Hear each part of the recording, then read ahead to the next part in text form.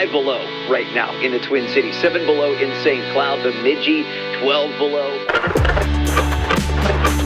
If people don't need to travel, then don't travel. It's bitterly cold out there. But if you do, take those precautions. The temperatures that we're going to have in the wind chills, the minus 10, minus 20 degrees, it only takes a matter of minutes before frostbite can start to set in. Ladies and gentlemen, Joe Mande!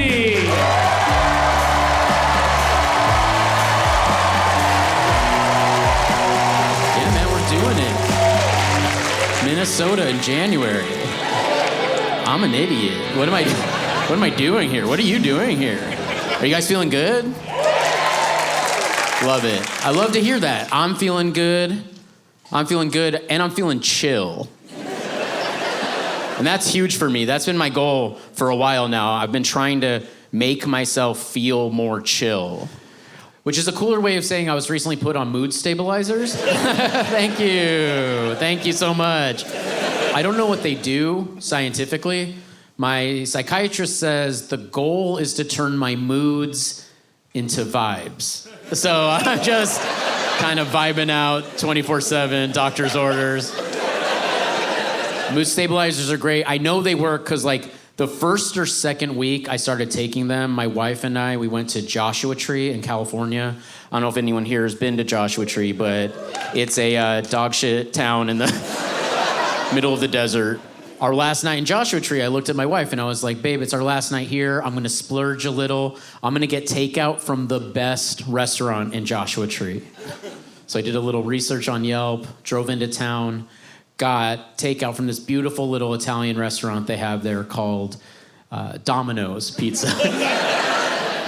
So I walk into this Domino's, there's already a man in line. So I stand behind him, I sort of nod at him, indicating I'm chill now.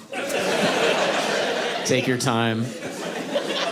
And this man is just staring at the menu for so long. In his defense, there are 6 things. So he was overwhelmed by the menu. And eventually he looked at the young woman behind the counter and he went, excuse me, miss, do you guys make margarita style? And the young woman behind the counter, she was like, no, I'm sorry, we don't serve alcohol here.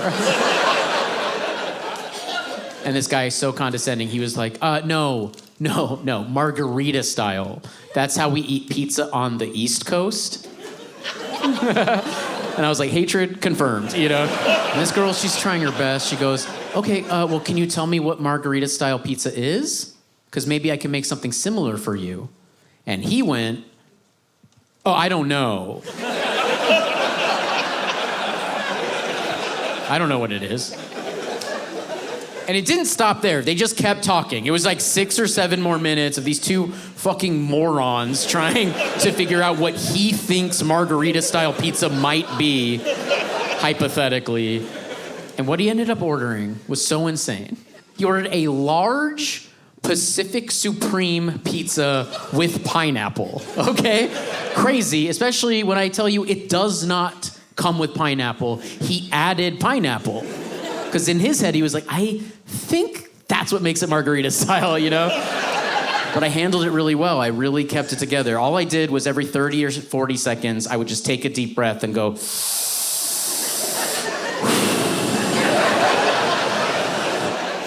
just the most passive-aggressive sigh you've ever heard in your life. But for me, that's growth. Do you know what I'm saying? I hate to think what would have happened in that Domino's if I went in there unmedicated. The moment he added pineapple to his pizza, I would have been like, mm-hmm.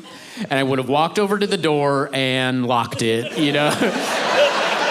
And then just held the Domino's hostage. I would have put a pizza slicer to his neck, waited for police to arrive.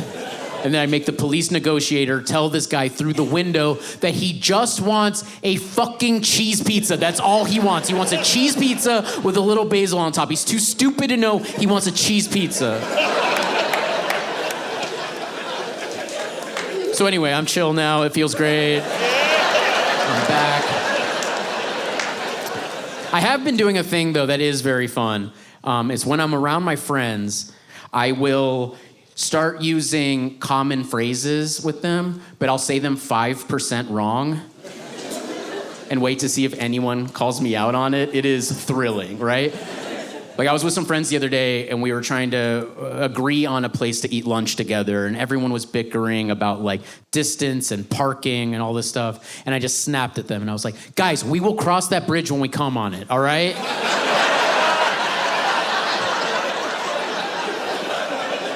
For real, I am so hungry I could eat out a horse, so can we just, like...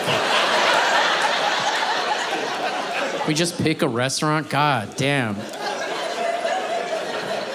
And then one of my friends was like, let's just go to Chipotle. And I was like, yes, Chipotle, fine. Like, at least someone made a decision. That is such a load on my back. So let's...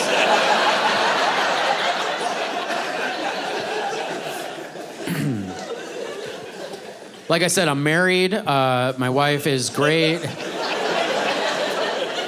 My wife rules. She's patient with me.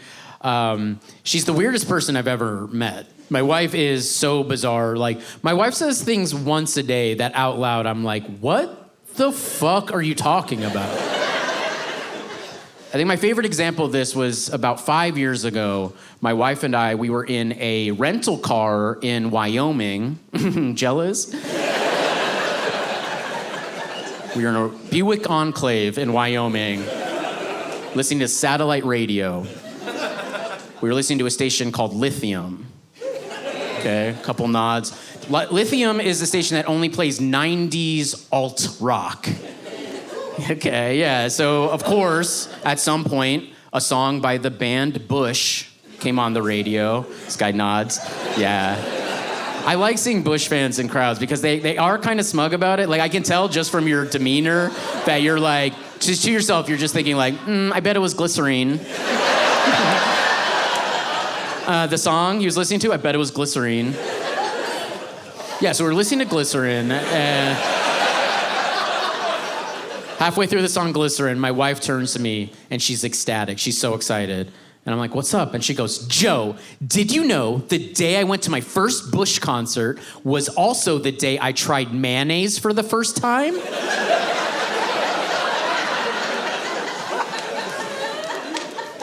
And I was driving, and obviously in my head, I was like, how could I possibly know that, you know?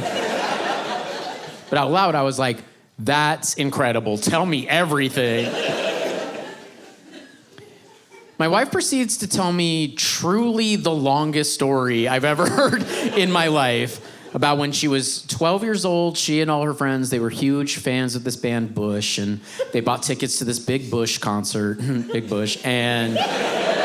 when the day arrived, they were so excited, they all jumped into her friend's mom's minivan, and her friend's mom drove them to the arena for this concert, but they got there hours early.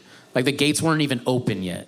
So her friend's mom parked the van outside the arena, and as they waited, her friend's mom opened up a Tupperware container on the passenger side seat and started handing all the girls in the van sandwiches, pre-made sandwiches, because the mom knew she needed fuel. They needed fuel for this big Bush concert. So my wife takes a sandwich, and we should be clear, at this point in time, she is not my wife, okay? She's just a 12-year-old Bush fanatic in Connecticut. She takes the sandwich, and she bites down on the sandwich, and immediately she realizes that this sandwich in particular is much more moist than any other sandwich she's ever eaten up until that point in her life. But she doesn't want to be rude, so she swallows this weird, wet sandwich. And as she swallows, she has to admit that whatever this wetness is has a sort of pleasant, unctuous taste. She recognizes that. She's finished swallowing. She kind of panics. She looks at her friend's mom and she screams, "What's the wetness? What's the wetness in the sandwich?" And her friend's mom obviously was like, "What the fuck are you talking about? What's the wetness?" And the friend's mom was like, "That's mayonnaise. Have you never had mayonnaise?"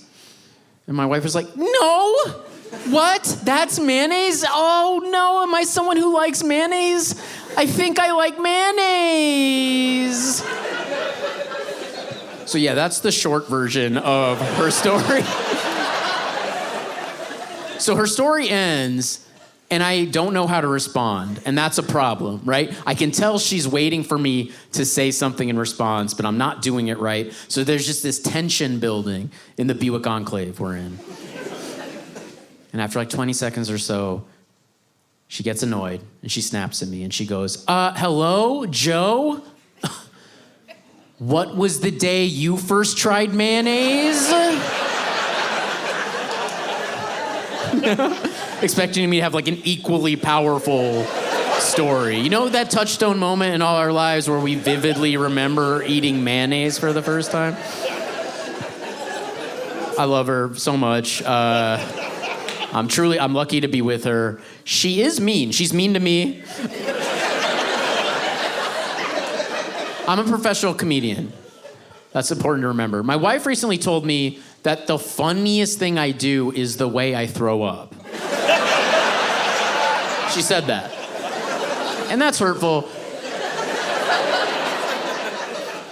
What hurts most is she might be right. It is objectively funny how I throw up. I am very bad at throwing up.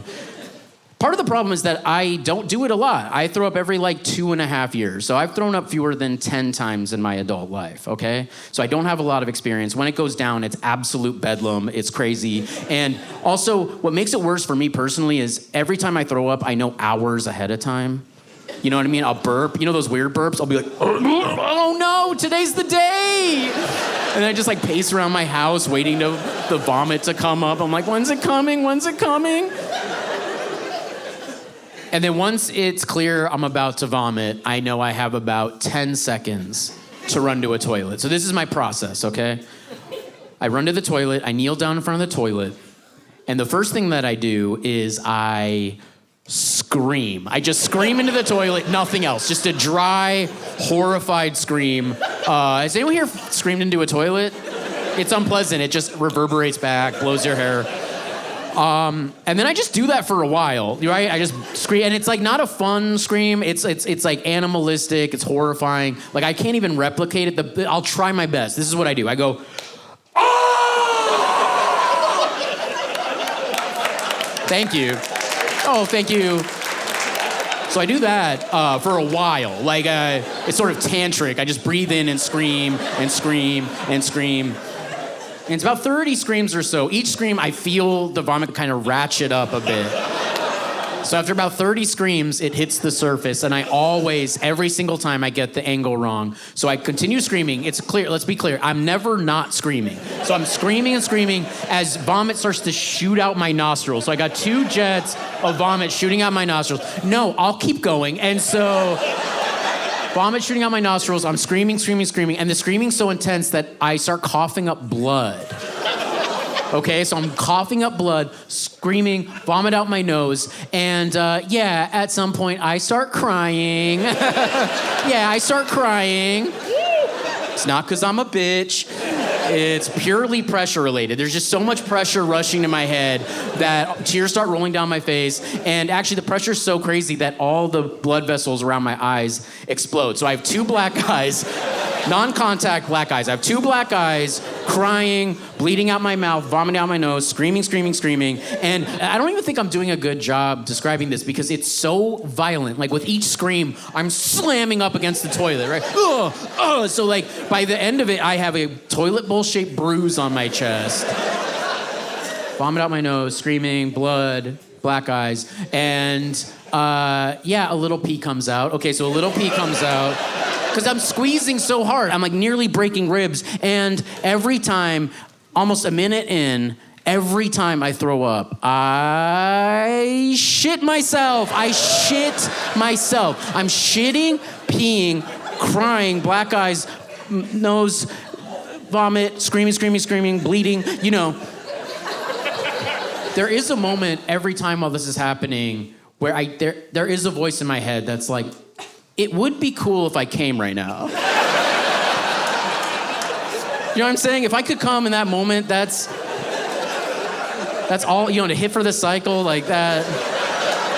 That's all I need for my EGOT. That's what I'm looking forward to.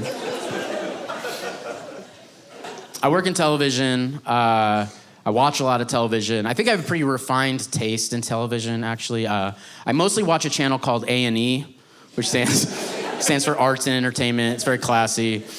My favorite show on A&E, maybe my favorite show of all time, is a TV show called Intervention. Okay? If you haven't seen Intervention, how do I describe it? Well, it's basically a prank show. And the way it works is a production company descends on some awful little town, and they are looking for a huge drug addict, right? And they find a drug addict, and they go up to him, and they're like, hey, man, we heard you're pretty good at taking drugs. And he's like, pretty good, I'm the best, you know? I'm a credit, it's all I do.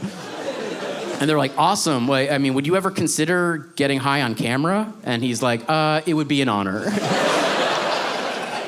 And then for the first 40 minutes of every episode of Intervention, they just follow this guy around as he gets so high on camera, like incredible. Like every episode of Intervention, there is a moment where you're like, this guy is a pro. Like I have never been this high. In the third act, that's when things get real, right? The third act, the guy's comfortable doing drugs on camera. He's friends with the crew. And the main producer comes up to him and he's like, hey, so I don't know if you're open to this. It's just a pitch, but have you ever gotten like super high in a hotel conference room? And the addict's like, no, but that sounds dope. Let's do it. I'm down, right? And he walks into the hotel conference room all proud of himself, and then boom, it's all his friends and family. They hold an intervention for him. Fucking pranked, you know? It rules. My wife gave me a note on my stand-up recently, which I found interesting, you know? Because she's not a comic. She's like, well, I mean, she's like you people. And that's not an insult. I'm just saying, could you imagine? And I could tell she was trying to be helpful, right? She came up to me and she was like, hey, Joe, I've noticed something about your stand-up. You write a lot of jokes about having sex with animals. And I was like, what are you talking about? But then I thought about it in my head, and I was like, okay, yeah, I do have that pig joke. I have a horse joke. I used to do a long joke about eating out our dog. And that's not cool. I know that's not cool. That's not like a cool personality trait for your husband to have. So I told her, I was like, you're right, that's weird. I'll work on that. And she was like, thank you, and she went to bed. And I just found myself sitting there getting like defensive and angry because, you know, I was just sitting there like, you know, she's not wrong, but like, what the fuck does she know? Like, I'm the professional here. I do these jokes night after night. They fucking crush. So if anything, I'm writing jokes about a topic we've all thought about. Okay, all right. You know what I'm saying? I'll rephrase, but you know what I'm saying. Like it's a topic, at the very least, it's a topic that we're all capable of thinking about. You know what? Okay, here's what I mean. This is just like a thought experiment, okay? Let's say after the show tonight, you go home, and as you're walking up to your front door, as you're putting the key into the lock, some lunatic runs up behind you. He puts a cold gun to your head, and he whispers in your ear. He goes, you have 3 seconds to tell me what animal you would have sex with, or I'm gonna blow your fucking brains out. Okay, so that's the scenario. Oh, also important, he's an empath, so he'll know if you're lying, okay? So you can't lie to him. You have to tell him the truth. You have 3 seconds to tell him what animal you'd be okay having sex with. And see, what I like about this question is like whether or not you want to be a part of this ordeal, everyone in this room just thought of an animal they would have sex with subconsciously. You couldn't help it, and that's okay. I think that's cool. I think that's cool. That's what separates us from these animals we're gonna fuck. And it's okay. You can't get mad. Like you can't. These are just synapses firing. You can't explain why your animal is your animal. This is a no judgment zone, okay? So, sir, I guess we'll start with you. Blue jacket. Do you have? Wait, you haven't. You were ready to go. Okay, let's hear it. I just thought monkey, maybe. Monkey, great. I love that for you. Yeah. Give him a hand. He actually said... I love that. I'm not going to leave you hanging, okay? I'll do it too. So gun to my head. And we can't explain why. Beluga whale. What? I don't know. I don't know. Mine is beluga whale. I don't get it. I mean, I kind of get it, you know? Like, I know they're butterfaces for sure, but...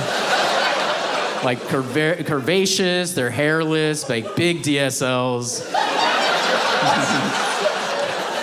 A beluga's forehead is just a fat ass cheek. You know what I'm saying? Like, there's a lot there that is a plus.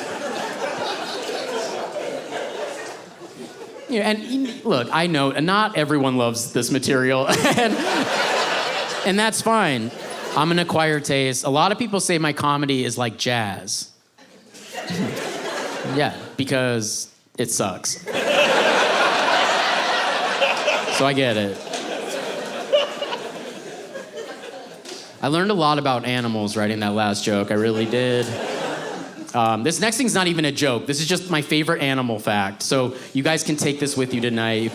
This is a great fact, okay? Does anyone here know what animal has the smallest penis in the animal kingdom based on proportionality? Anyone? Any guesses, sir? Anything? No, I'm just like bullying you. Any guesses? Yell them out. Oh, okay. Well, someone yelled human, which is a huge cell phone. Holy shit.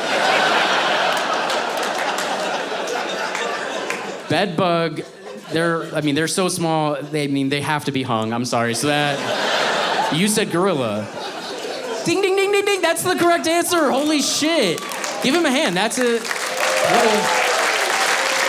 Yeah, that's true. It's a silverback gorilla. A silverback gorilla's erect penis is 1 inch long. You guys are not reacting the way you should be. That's the funniest thing I've ever heard. Like, truly, like, picture a gorilla. Now picture a inch. You know, that's heartbreaking. I love that. And, like, it is cool knowing that. Like, right, fellas? Who's with me? Yeah, no, it is a confidence boost, for sure. And, you know, I'm a depressive person, right? So it is nice having that fact in my mind. Because it's like, I just know that, like, on my worst day, at my lowest point, if I absolutely needed to feel better, I know I could walk into the jungle, have sex with a female gorilla, and bring her to a level of ecstasy that she's biologically never experienced before. You know what I'm saying? Like I'm like 4 times bigger than anything she's ever experienced. I blow her fucking mind. Like, dude, all I'm saying is, like, I could dick down a gorilla if I wanted to, and I don't want to. I want to fuck a whale, okay? So, is anyone here in law enforcement? Great, okay, I'm gonna do this next thing. I was walking down the street recently in Los Angeles, which is unheard of. I was walking towards this fast food establishment, and it was kind of a scary scene. Outside of the fast food place, there were 9 sheriffs standing outside. And I knew they were sheriffs because every single article of clothing they had on said the word sheriff in giant yellow letters. Sheriff, sheriff, sheriff, sheriff. And they were kitted up. It looked like they were ready to go into combat. It was scary. It was like they had helmets and bulletproof vests and giant guns. And one sheriff had a dog that was also a sheriff.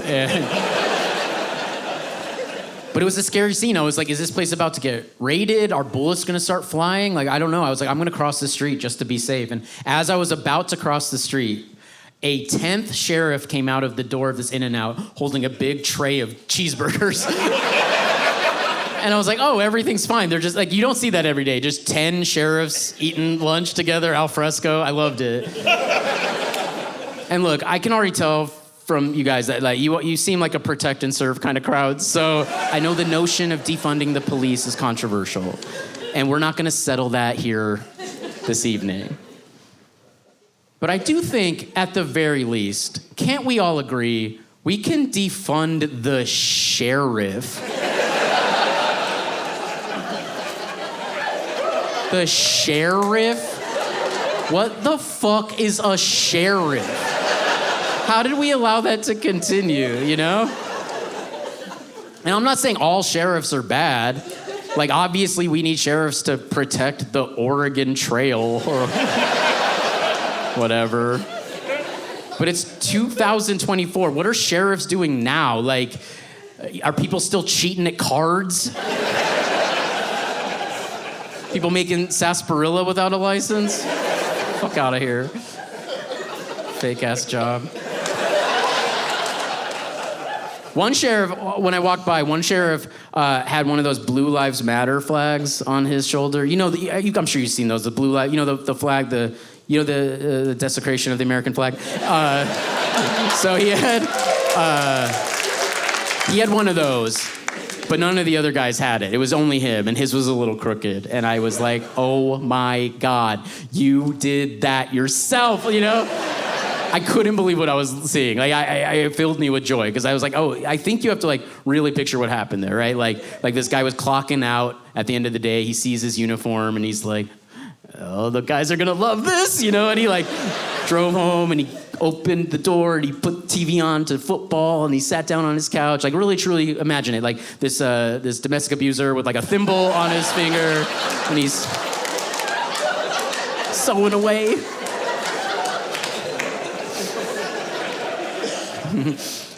But truly, like, imagine being a grown man. Your alarm clock goes off in the morning. You get out of bed. You walk to your closet. And you put on your sheriff costume with a shiny sheriff star. And then you get in your sheriff car and drive to the sheriff store. It's fucking humiliating. It really is. Because it's like, bitch, you're not a sheriff.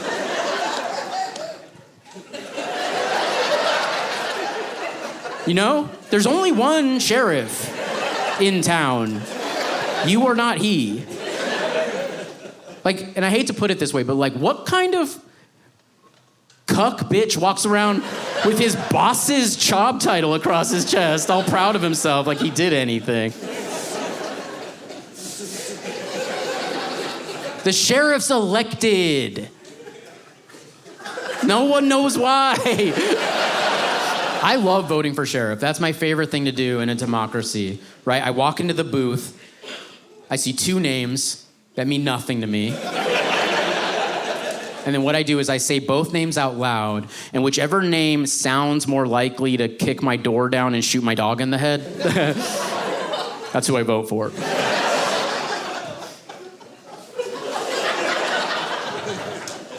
Okay, this next joke, I'm going to apologize before I do it. Because I'll admit, it was written from a very cis hetero perspective. So buckle up. But here's something I've noticed about women. Straight women. So any lesbians in here can relax. But here's what I noticed about straight women. For straight women, tall is boobs. Tall is boobs. You know what I'm saying? Like, here's what I mean. Women treat tall men with the exact same level of superficiality, the exact same, like, brain-dead tractor beam energy that men treat big breasted women. And it's fucked up. We have to talk about this, you know? We have to have a national conversation. It's not okay. And if you don't know what I'm talking about, all you have to do is watch one episode of that show, The Bachelorette. Have you ever seen The Bachelorette? Every episode's the same. She goes on a date. It cuts to her interview.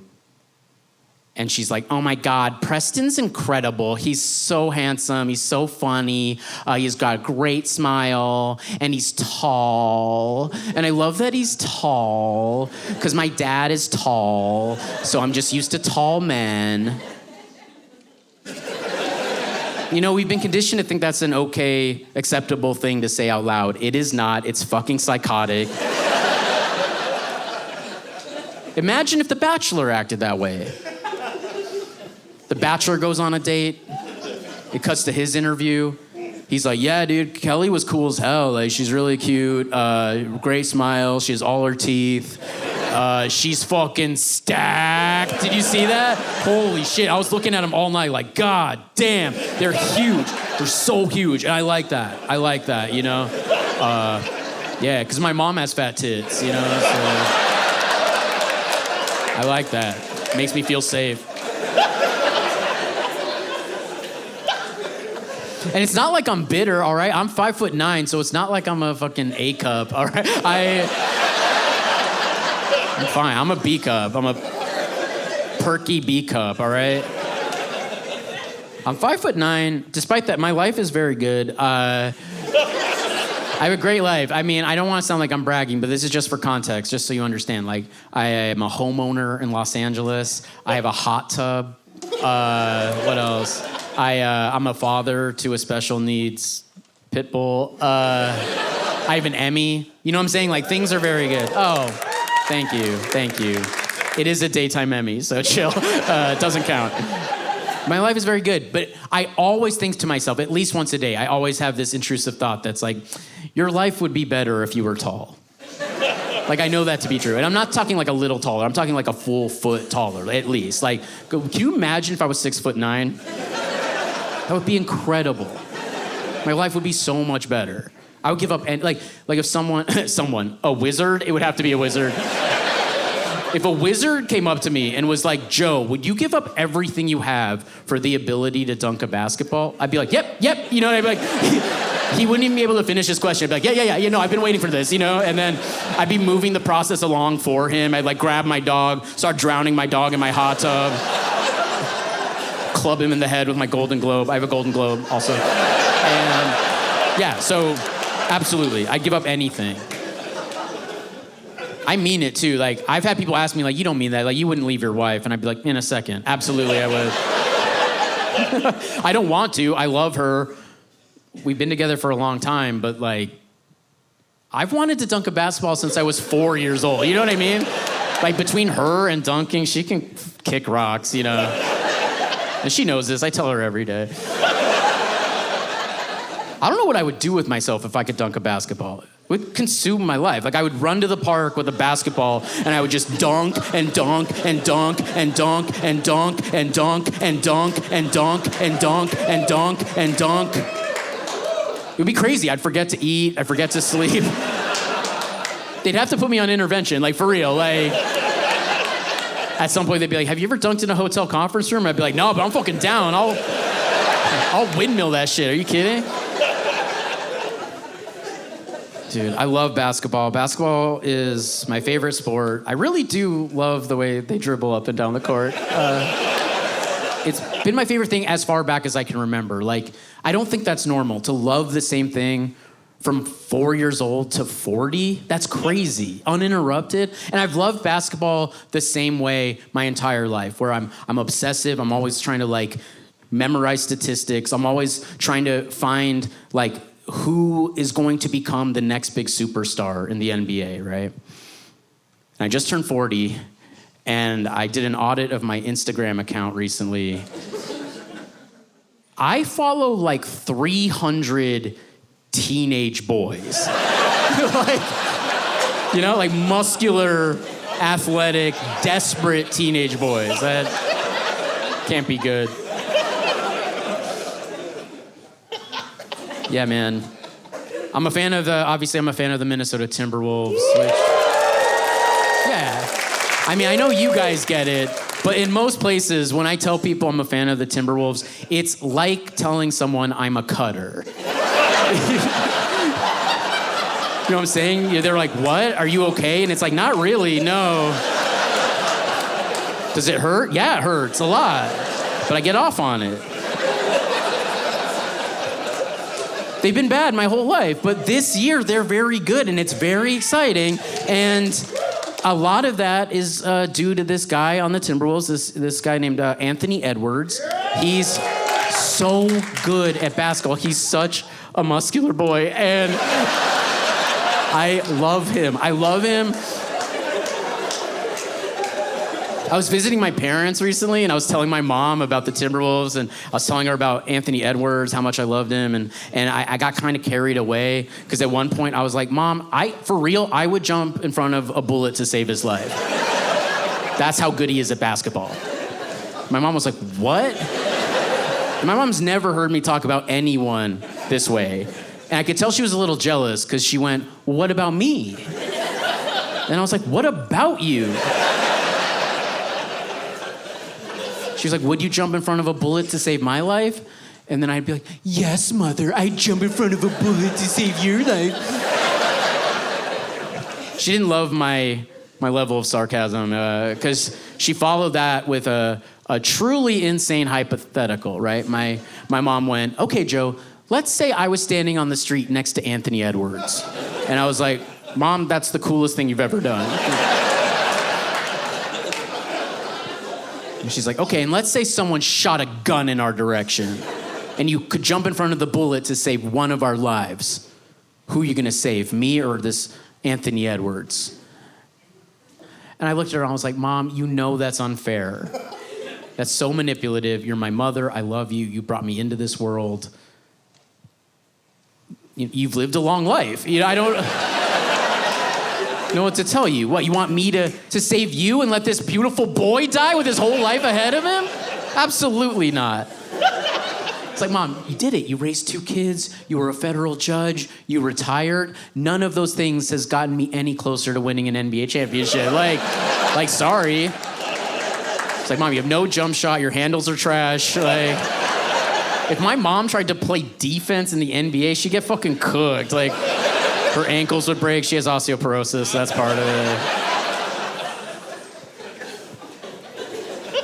One of the only things I truly care about other than basketball is gun control. I hate guns. But I know that, like, whichever way you stand on that issue, I think we can all agree that it would be wonderful if we could figure out a way to stop mass murder from happening, right? I think that's something we can all agree on.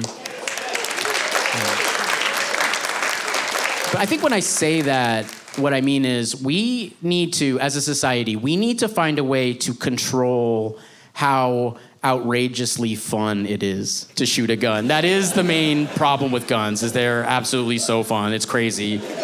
I hate guns. I can't stress that enough. I have shot 3 guns in my life, okay? 3 of the top 5 experiences I've had on planet Earth. It's crazy. If you're shot a gun, you feel like a god. And I've always done it responsibly. I've always been at a shooting range, following the rules. But even in that situation, like, there is a voice in your head. You're like, I could kill everyone here, Like, I'm invincible. And that is fun. That is cool. So, like, that, I do understand gun ownership.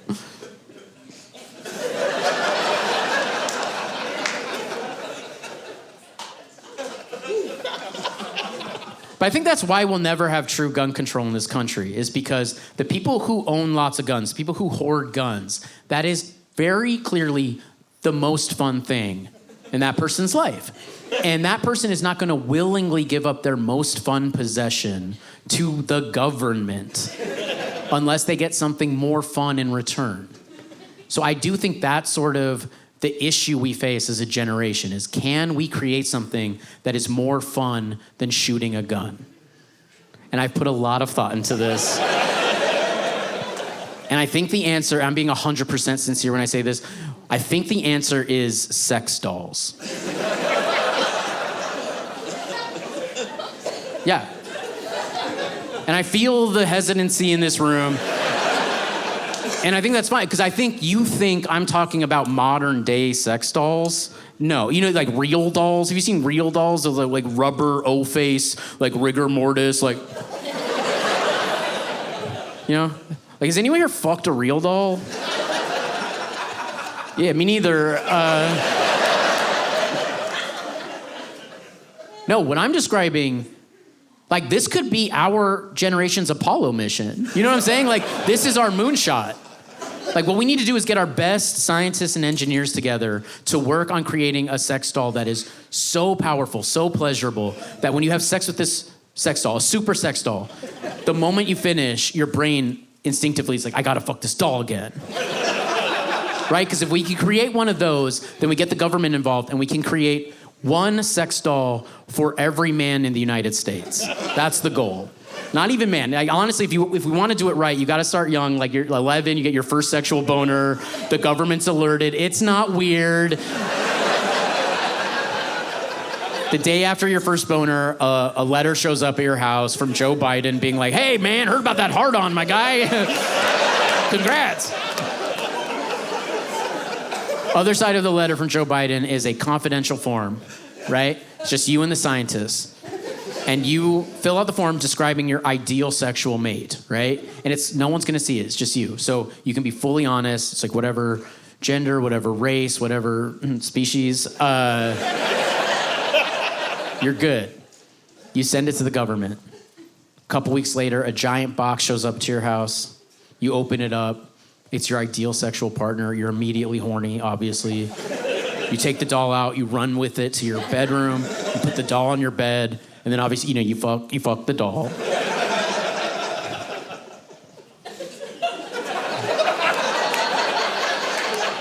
I think that would end gun violence in the United States.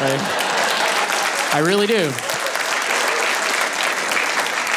And if you're not clapping, all I have to ask you is, if you think about it, no one's ever shot up a school and fucks.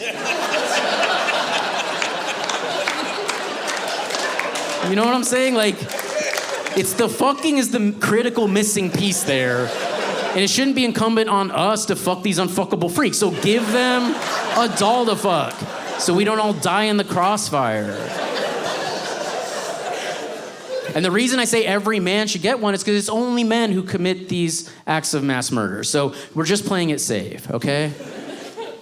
I think the logic is sound. Like, not only would this end gun violence, I'm confident it would solve the climate crisis. I really do. I really do think that.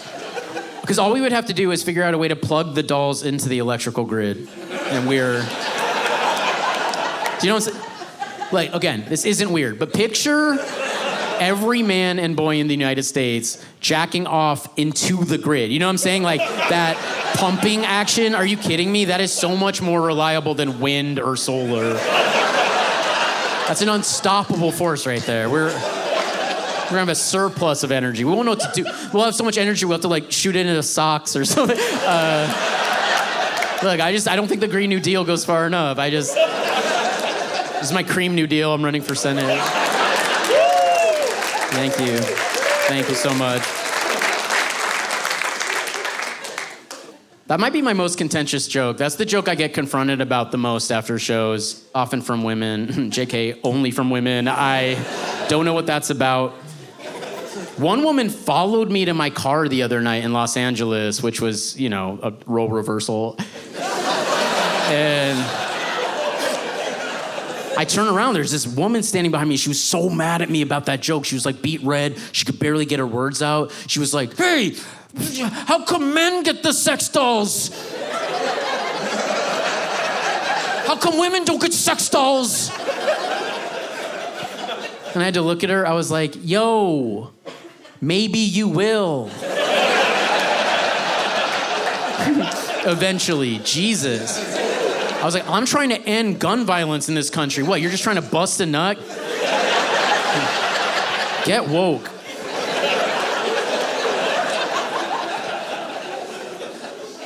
Sorry to get political like that.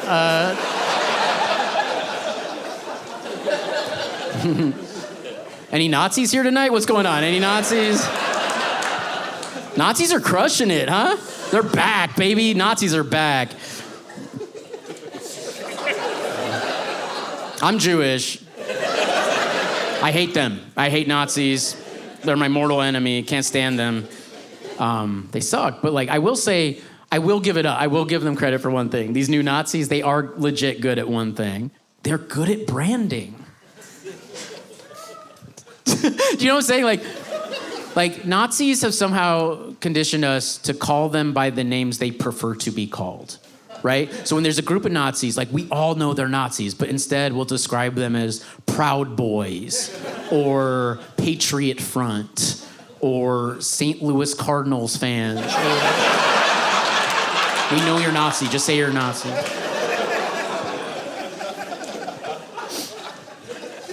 Man, I can't get scared of these new Nazis. Like, they're such pussies. Like I love when they like have their little parades, you know, where like all the Nazis get together with their khakis on and they got the torches. You know, you've seen that, right? And they like parade around and they're like, Jews will not replace us. Jews will not replace us. Jews will not replace us. I love that. I wish I could be across the street from those guys when they're doing it with a bullhorn, just like, no shit. Yeah, literally none of us know how to drive a forklift or whatever your dumbass job is.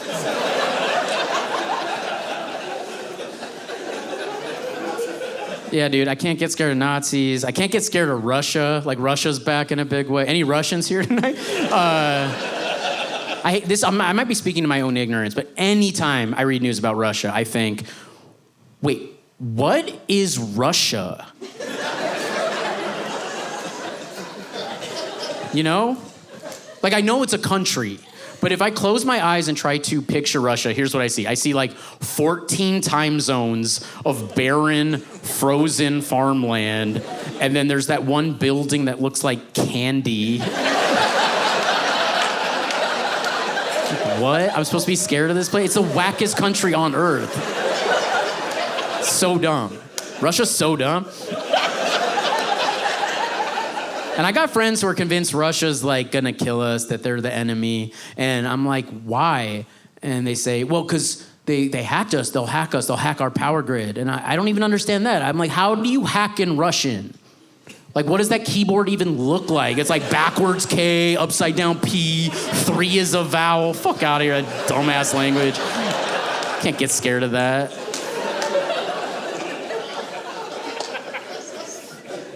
You know, and I know a lot of people who think that Russia is the reason Trump got elected in 2016, and I don't think that. But I do think they helped in 2016. I do think they helped right at the end. Like, they hacked everyone's uncle's Facebook page, and that, like, kinda did it. And that is so funny. I think enough time has passed that we can all admit that is funny, that Russia did that.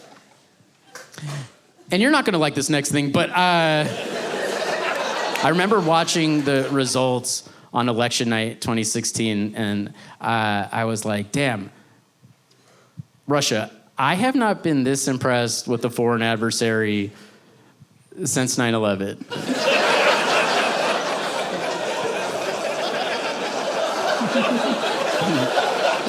What if that was my last joke? Thank you, guys. Thank you, good night. No, I'll explain myself.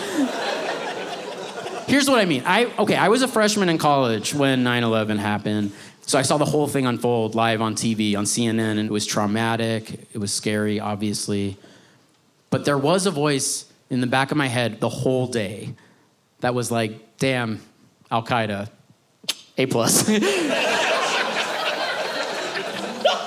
It's been 23 years, okay? Like, enough time has passed that we can say they crushed it. Al-Qaeda crushed it. They got both towers and the Pentagon with like 3 X-Acto knives. That's fucking incredible. That's like first ballot Hall of Fame shit. Like they're like the bad news bears. Like, how did they even end up in that? They're the worst news bears. Bin Laden must have been watching that shit on TV too. Like, what? We did it?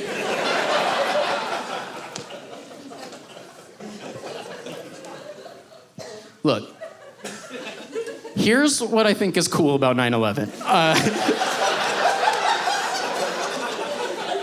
If you break down the story of 9/11 into its most elemental parts, it's a 3-beat story, okay?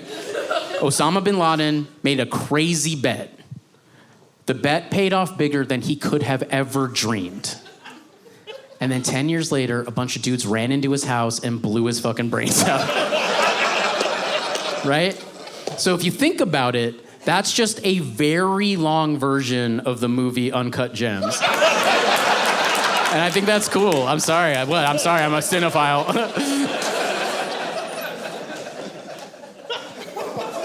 All right, I'll go back to the basketball stuff.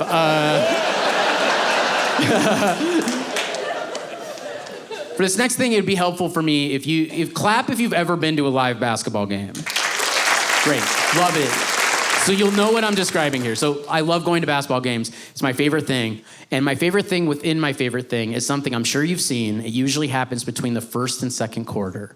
And what it is they grab a guy out of the stands, like some big idiot named Tim or whatever. And they hand Tim a basketball. And the announcer goes, "Ladies and gentlemen, if Tim makes this half-court shot, he's going home with a Kia Sorento." And Tim gets the ball, and he starts dribbling to hype up the crowd, and everyone in the crowd is like, I don't think Tim's played a sport, like, in his life. He's all uncoordinated. And then he, like, centers himself, takes a deep breath, and then he starts running towards the half-court line, and everyone's like, why is he running? He gets to the half-court line, and he throws the ball up, and it's the worst form you've ever seen. It's like underhand and sideways, spinning it like a bowling ball.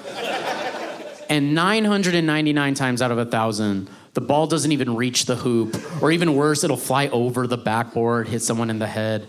And I love that. It's so funny. The moment he misses, the loudspeaker is like, bwah, bwah, bwah, right? And then everyone laughs at Tim. Everyone turns on Tim, and you get to see him like do the walk of shame, get back into his section and sit down, and everyone around him is like, you thought you were gonna win a Kia Sorento, you delusional asshole? It's so funny. It's my favorite thing. It's my favorite thing in sports. But there is that one time out of 1,000, right? Where like Tim gets the ball, he starts dribbling. Everyone's like, I don't think he's played a sport. Takes a deep breath. He starts running. Why is he running? He throws the ball up. Worst form you've ever seen. But halfway up the parabola, it's perfect. Everyone in the crowd knows it's a perfect shot. Everyone looks around like, is he gonna do this? Is Tim gonna do this? And the ball descends and it swishes through the hoop. Doesn't even touch the rim. And it's pandemonium. It's crazy. Everyone's losing their mind. Like in that moment, you forget you're at a basketball game. You're at a Tim game. You know what I mean? You're so happy for Tim. He's losing his fucking mind. The guy walks over. They hand him the key to his new Sorento. Everyone's losing it. And it's that moment he lifts the key up to the sky. Everyone in the arena is cheering for him. It's that moment, that beautiful moment. That's what 9/11 was for Al-Qaeda.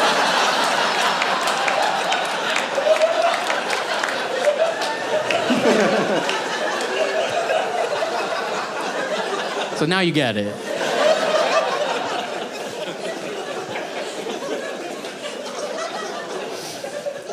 Here's another fun thing I was thinking about. I feel like my whole life, and maybe you feel this too, I feel like my whole life I have felt a pressure from society. And if I'm being honest, the pressure has come mostly from t-shirts and bumper stickers. But I feel like my whole life I've been told over and over again in some form or fashion that I have to support the troops. I know this is a touchy subject and y'all can relax. I do, okay? Chill. I do support the troops. That's not what's going on here. I support the troops a lot. Like, first of all, I pay my taxes every year. I mean, that's the end of the list, but that does support them. I looked it up.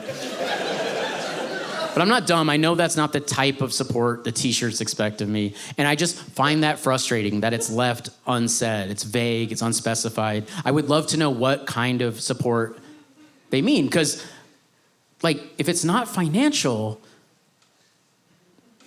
what the fuck are we talking about? You know what I mean? What is it?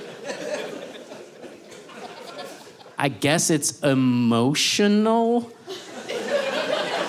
Is that it? Emotional support?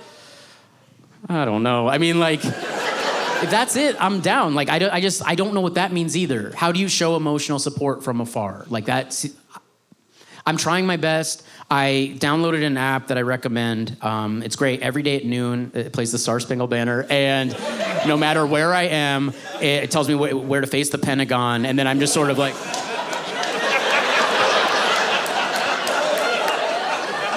And I just send positive vibes to the Pentagon, and then the Pentagon can sort of distribute those vibes where needed. this is a touchy subject. I get it, because like there's a lot of people in the military. A lot of people are probably in here are in the military, have loved ones in the military. Here's the thing, there are 2 million people in the US military right now. That is so many people to support emotionally. And I read something recently that I found disturbing. It said that at least 5% of the US military right now is comprised of self-described, open, white nationalists, right? Like Nazis, like people who want me dead. You know me, the Hollywood cuck Jew. And so that is hard for me to support emotionally. Now, that said, do I support those men financially? You know I do, baby. You got to. You got to. You got to. You can't not. But it's just like a difficult thing to talk about, because it's not like I'm up here saying like, fuck the troops. I don't believe that. But also you can't buy a bumper sticker that says, I support some of the troops, you know? Actually, you can. They're on my website. No, but I've been really trying to like break it down. Like, who do I know I support for sure, right? And it's like probably most people in the military. Like I was breaking it down. I was like, okay, first of all, any veteran who needs any kind of health care, absolutely, like that's no question, duh. Then there's like anyone who joined the military in the hopes of like getting free education. Like I support that, free education for sure. You know those videos on Instagram where like a guy comes back from overseas? It's like usually at a football game and he reunites with his dog and his dog's so happy. So I support that. I like that every time. I travel a lot for work. I'm always at the airport, and before I can get on a plane, they're always like, if anyone's in the military, they can get on the plane first, and they walk by me. I never say shit. I'm always like, go right ahead, you know, I don't get it, but...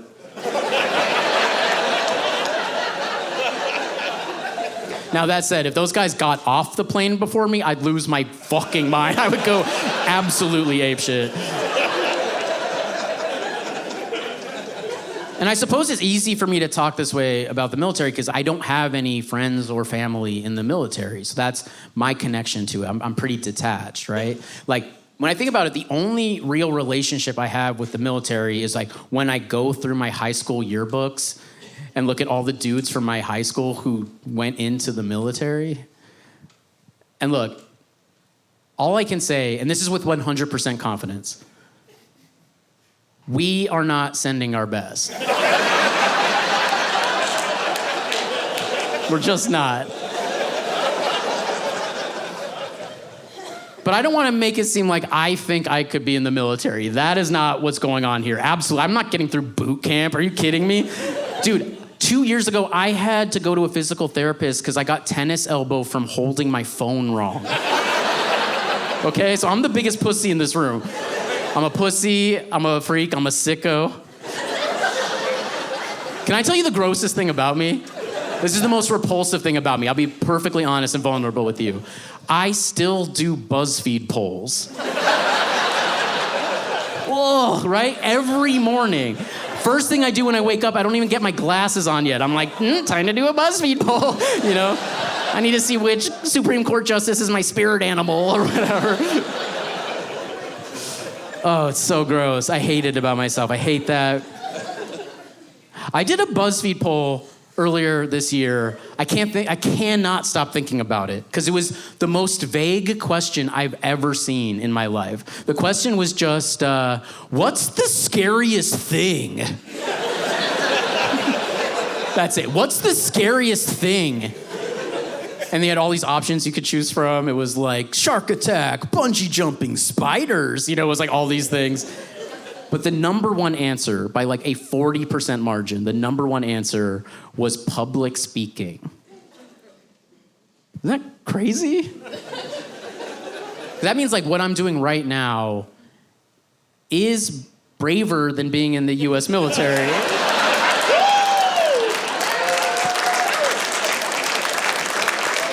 Look, and I'm not saying that. I'm just saying most people say that.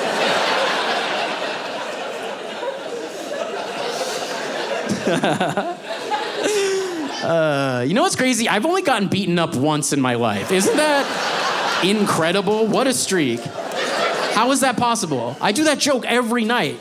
Nothing. I think about the time I got beat up a lot, because it was a perfect crime. I weirdly have respect for the person who beat me up. I got beat up in 12th grade. I got beat up at the Minnesota State Fair by a Minnesota State Fair employee. Yeah. Every summer, my friends and I, we would go to the fair, go to the Midway. I'm sure you probably know that on the Midway, there's a sort of notoriously janky haunted house, right? So every year, my friends and I would go into this horrible, dilapidated haunted house, and we would roast it. You know what I'm saying? Just four boys criticizing the lighting, the set design, the acting, you know, real bad boy shit.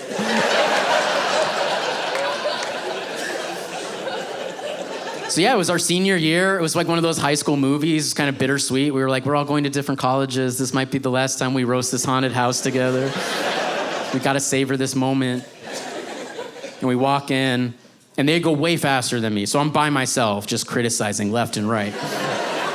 And I turn a corner, and this guy dressed up as a werewolf gives the worst performance you've ever seen in your life. He jumps out. This is legit. He was just like,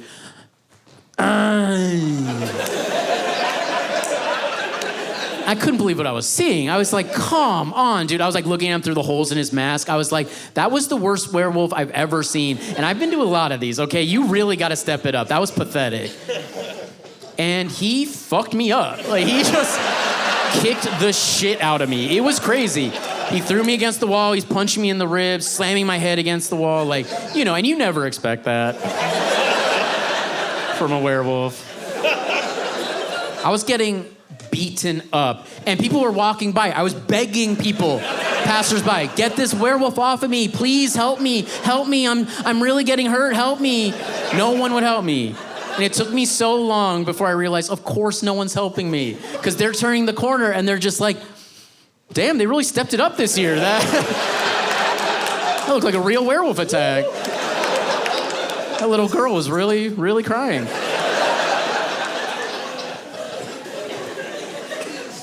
So yeah, I know I talk a lot of shit on stage. I don't know what that's about. It's a complex I have, because in real life, I need you guys to know, as you're leaving tonight, I am a good boy, okay? I'm a good boy. Like, I follow the rules. I don't get in trouble.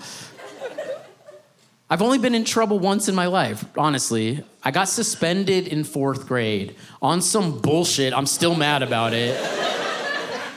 Here's what you need to know is when I was a kid, both my parents were lawyers. They were both trial attorneys. So one of the ways I got positive reinforcement as a kid was when I was at the dinner table and used a new big word in a sentence. And every time I dropped a big new word, my dad would look at me and he'd be like, very big word, congratulations. And I'd be like, thank you, Daddy. I do it for you. Whatever, we all have kinks as kids. That was my kid kink. So I was always on the hunt for big new words, right? And so one day I'm at recess, met the monkey bars with my friend Francis. And Francis drops a word I've never heard before in my life. He uses the word masturbate in a sentence. And I'm like, damn, that's a good word, dude. Like, what's that word? What does masturbate mean? And to this day, I don't know if Francis was messing with me or if he was confused, but he looked me right in the eye and he said, masturbate means cheating. And I was like, got it. You know, I was like, no further questions. Locked and loaded. I cannot wait to use this big new word. And I'm in class a couple weeks later. I'm sitting across from this girl, Brittany. And I hate Brittany. Like to this day, I've never hated a person more than this girl, Brittany. She was awful for a million reasons, just a wretched, wretched creature. But the worst thing about Brittany to me was that she came from a family of hardcore evangelical missionaries. So every summer, she and her family would go to China and convert Chinese people, it sounded like against their will, to evangelical Christianity. And so she'd come back after summer break bragging about all these Chinese people she converted. Fucking gross. But the reason I hated her is because I was the only Jew in class. So every day at lunch, she tried to convert me to evangelical Christianity. And her sales tactic was fucking crazy. She'd throw her lunch tray in front of me. She'd get 2 inches from my face and she'd go, Joe, I know you're Jewish. You're gonna burn in hell. That's how she started. And I'd look right back at her and I'd be like, you know what? I hope I do, you bitch. So we had a real will they, won't they vibe, me and Brittany. So we're in class, right? Sitting across from each other. We're about to take a spelling test. So everyone's got their vocab sheets out. Everyone's memorizing these words for the spelling test. And I look up and I see Brittany, and she thinks no one's looking at her. She's got a little pen in her hand, and she's writing all the vocab words on the inside of her palm. Unbelievable. You know, like, what would Jesus do? Am I right? And so I can't believe what I'm seeing. I'm like, this is unbelievable. She's not going to do what I think she's going to do. Test starts. You know, I crush it.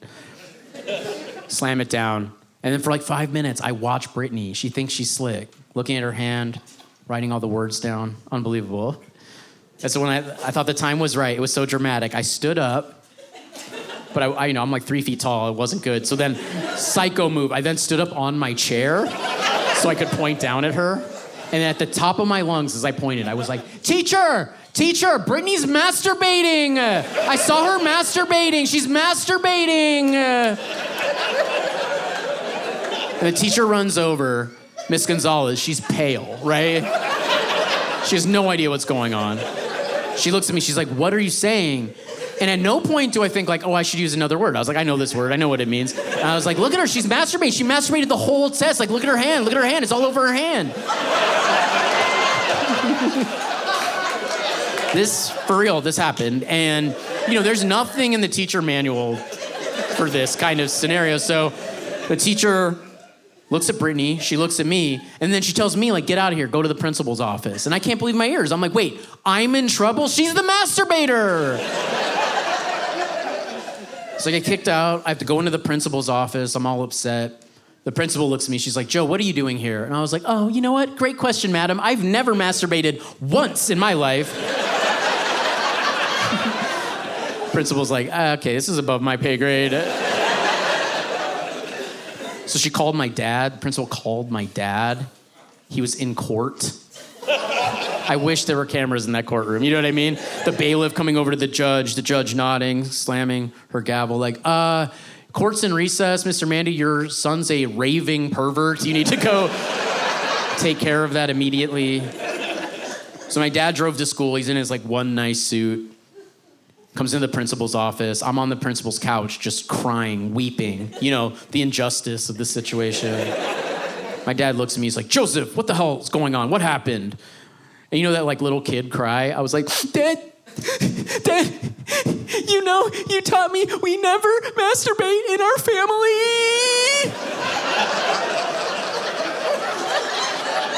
My dad's like, I have no idea what that is in reference to.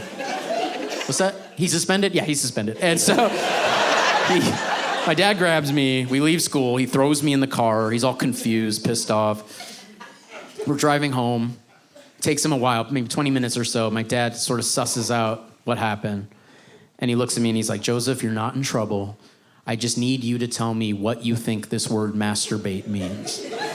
And I look up at it and I'm like, it means cheating, right? And my dad's like, well, you know, it's sort of a gray area. Depends what you're looking at, how often you're looking at it. No, he didn't say anything. He just started laughing at me, which made me furious. I was like, this is no laughing matter. We get home. My mom is home. My mom asks my dad what happened. My dad explains everything to my mom. My mom starts laughing. My dad starts laughing again. Everyone's laughing. And I'm about to start crying. I'm just like, this isn't funny. I'm suspended, you know? And my mom sees that I'm freaking out. And she goes, Joseph, it's okay. Sit at the dinner table. I'm going to make you a snack so you can calm down. So she made me quickly a sandwich and poured some orange juice. And she gave it to me. And I ate the sandwich. And yeah, so anyway, that's the day I tried mayonnaise for the first time. You guys have been awesome. Thanks so much for coming out. God bless you. God bless Anthony Edwards. And God bless the sheriffs. Thank you, guys.